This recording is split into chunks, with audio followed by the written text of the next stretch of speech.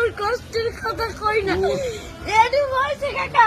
আমি মানুষের হাতে পাও ধরলাম বাসের মধ্যে উঠে পাও ধরে ভিক্ষা চাই সবাই দেয় ভিক্ষা দেয় ভালো মতো দেয় একজন আজকে একটা সুপার মার্কেটে খালি একটা মুরগি চাইছি দেখে কেটা পারছে একটা হুন্ডালে একটা সারে ভাই ওনাকে টাকা দিছে অনেক কষ্ট তোমার এখন আছে কে